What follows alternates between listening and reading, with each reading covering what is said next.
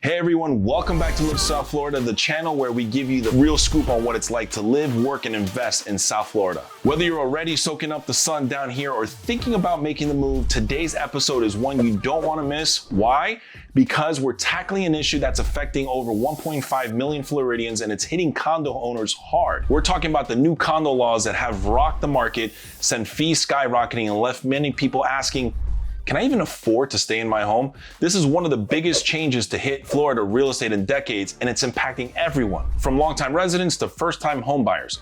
In today's video, we're breaking down exactly what these laws mean, how they came about, and what you'd need to know if you own or plan to buy a condo in South Florida. Plus, stick around till the end because we're diving into what's being done to help condo owners caught in the middle of this crisis and how it could affect the entire real estate market. Let's get into it.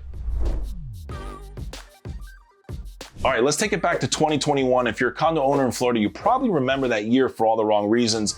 It was the year when Champlain Towers South and Surfside tragically collapsed. The whole country was stunned. And right here in Florida, we felt it deeply. 98 people lost their lives in what was supposed to be their safe home. It was a true wake-up call. Now, as the investigations unfolded, it became clear that this wasn't some freak accident. The building didn't just fall out of the blue. It was the result of years and years and years of neglect. We're talking about deferred maintenance that kept getting pushed to the back burner. Serious structural problems that weren't addressed and a lack of proper safety protocols. Basically, corners were cut and the consequences were devastating. This is when Florida lawmakers jumped into action. They knew something had to change fast, so they passed a set of new condo safety laws aimed at making sure that nothing like this ever happens again. According to an article in the Palm Beach Post, these laws, namely SB 4-D and SB 154, were introduced to really tighten things up when it comes to building safety. Now, these laws focus on two main things. First, any condo that's 30 years old or more and 3 stories high has to go through regular structural inspections. No more "we'll deal with it later" attitude. Second,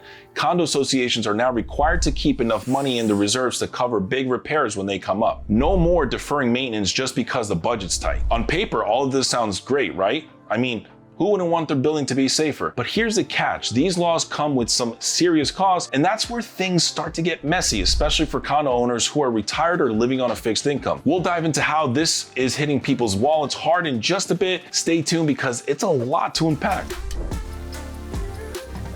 All right, let's get into nitty-gritty of these new condo laws because they pack a punch. There are 2 big things that condo owners need to be aware of. First up, regular inspections. If your condo is more than 3 stories high and has been around for 30 years or more, it's now required to go through something called a structural milestone inspection.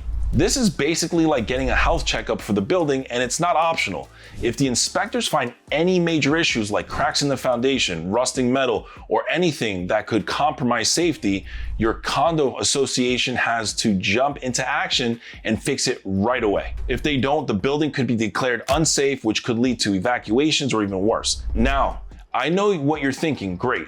Another inspection. But this one is serious. The goal here is to catch any problems early before they become catastrophic. It's all about keeping people safe, but of course, safety comes with a price tag, which brings us to the second big requirement: reserve funds. Condo associations used to have a bit of flexibility when it came to their financial reserve, the pool of money set aside for big, expensive repairs like a new roof, replacing windows, or major structural fixes.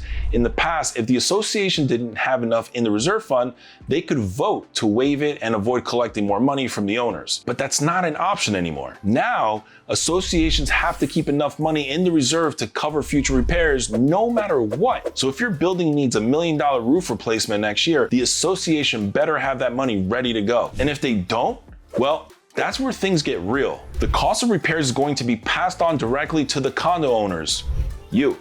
So you could end up with a hefty special assessment to cover your share of that roof, which can easily run into the thousands or even tens of thousands of dollars. And it's not like you can dodge these costs. If the association doesn't have the money, owners are going to have to dig deep to keep their building up to code. And that's why so many condo owners are feeling the pinch right now. We'll dive into the financial fallout in the next section, but just know this: these inspections and reserve requirements are hitting people where it hurts, their wallets.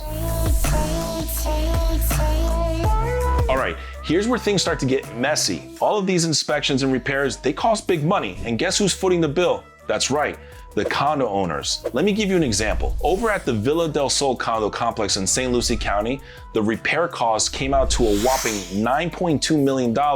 For the owners, that meant around $173,000 each. I don't know about you, but most folks don't just have $173K lying around, especially if you're retired or living on a fixed income. It's pretty much a financial nightmare. And Villa del Sol isn't the only place feeling the squeeze. All over Florida, condo owners are getting hit with these massive special assessments, which are basically one-time charges that the condo association slaps on you to cover unexpected repairs. We're talking tens of thousands, and in some cases even hundreds of thousands of dollars. Ouch! But wait, it gets worse. Even your regular monthly fees, those HOA fees you pay to keep the building running, are shooting up. We're talking about HOA fees jumping from $900 to $1,300 or even more, and then adding a $15,000 special assessment for repairs. That kind of financial pressure can push anyone over the edge, and for a lot of people, it's doing just that. Some owners are being forced to sell their condos or even just walk away because they can't keep up with the cost, and honestly, who could blame them? Between the huge assessments and the rising fees, staying in these condos is becoming financially impossible for a lot of people. It's a tough situation all around. Sadly, the money side of things isn't the only issue here. In some cases, inspectors are finding buildings that are in such bad shape that people are being evacuated. Yep. Imagine being told your home isn't safe and you have to pack up and leave now. That's exactly what happened at places like Villa del Sol and the Harem condo complex in Pembroke Pines. When the inspectors came through, they said, "Nope, this place is unsafe," and residents had no choice but to get out. But here's a kicker, it's not just the stress of leaving that these owners are dealing with. A lot of them are scrambling to find somewhere else to live and still paying the mortgage or HOA fees on their old, unsafe units. I read about an owner from Villa del Sol who said his unit was declared unsafe, so now he's stuck paying both his mortgage and rent for a temporary place. It's a total financial and emotional mess. Imagine trying to juggle these costs while your home is essentially unlivable. It's a brutal situation, and unfortunately, it's something more condo owners might face if these inspection issues keep popping up. All these changes are really shaking up things up in Florida's real estate market, especially down here in South Florida. Condos that are 30 years or older, they're becoming way harder to sell, and prices are dropping because buyers are scared they'll get stuck with massive repair bills after they move in. According to the Palm Beach Post, most of the condos for sale in South Florida right now are buildings that are more than 30 years old, and in some areas, prices have taken a nosedive down more than 20%. A lot of the owners are realizing that they might have to sell at a loss just to get out from under these units. It's a tough pill to swallow for people who thought that they were making a smart investment. Meanwhile, condos that are newer, less than 10 years old, are seeing the opposite. There's more demand and prices are actually going up. Buyers feel a lot safer going for new buildings because they don't have to worry as much about surprise inspections or huge repair bills right after they move in. So, while the older buildings are struggling, newer condos are the hot ticket right now, believe it or not. So, with condo owners feeling the squeeze, you might be wondering what's actually being done to help. Well, Governor DeSantis knows that these new laws are hitting condo owners hard, and he's pushing for some changes to make things easier. In September 2024, DeSantis sat down with condo owners at a roundtable event in Miami Lakes to hear their stories. One of the big complaints?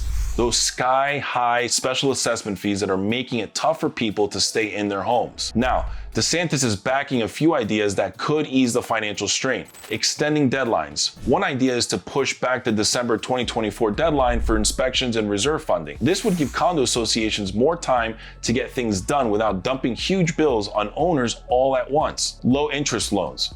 Another solution on the table is offering low or even no interest loans to condo associations or individual owners. These loans would help cover the cost of repairs and give people more time to pay things off instead of getting hit with one big nasty bill. Phasing in reserve funds. Lawmakers are also looking at the option to slowly phase in the reserve fund requirements over several years. This way, associations wouldn't need to collect all the money at once, giving owners a little bit of breathing room. At the round table, DeSantis made it clear that while safety is super important, they also need to make sure that condo owners aren't getting crushed by these costs. Quote, "We don't want to see people forced out of their homes because of these massive assessments," end quote, he said. And honestly, he's right. No one should have to choose between staying safe and staying financially afloat. Even though there are some good ideas on the table, not everyone's on board just yet. Florida Senate President Kathleen Passidomo has said no to calls for a special legislative session to fix the condo crisis. Instead, she wants to handle it during the regular session. Passidomo thinks that while these new rules might be tough for some, they're absolutely necessary to make sure that buildings are safe. She's arguing that these laws are working, but they need to be looked at carefully with input from everyone involved, owners, associations, and lawmakers alike. It's a tough situation. On one hand, you've got regulations that are essential to prevent another tragedy like Surfside, and on the other hand, you've got condo owners who are being financially stretched to the breaking point because of these rules. Finding the right balance isn't going to be easy. So, where does this leave us? What's next for condo owners in Florida? Honestly, it's hard to say exactly how things will play out. The next few months are going to be crucial as lawmakers, condo associations, and owners try to strike that balance between keeping buildings safe and making sure people can actually afford to live in them. If you're a condo owner, it's super important to stay on top of things. Make sure you know where your building stands with inspections and repairs, and keep an eye on any potential assessments that's coming your way. And if you're thinking about buying a condo, do your homework. Ask for an inspection reports and take a good look at the financial health of the association before you make any commitments. If you're feeling lost or need some advice, don't hesitate to give us a call. Whether you're trying to navigate the new condo laws, facing tough decisions about your property, or just need expert guidance on the South Florida real estate market, we're here to help. Our team is dedicated to making sure that you have all of the information and support that you need to protect your investment and find the best solutions. We're just a phone call away. Thanks so much for hanging out with us on this episode of Live South Florida. We know this condo crisis is a big deal for a lot of people, but staying informed is the best way to protect your investment and your home. If you found this video helpful, be sure to like it and subscribe to our channel for more updates on South Florida real estate, market trends, and lifestyle tips. Got questions or thoughts? Drop them in the comments. We'd love to hear from you. Until next time, stay safe, and I'll see you in the next video.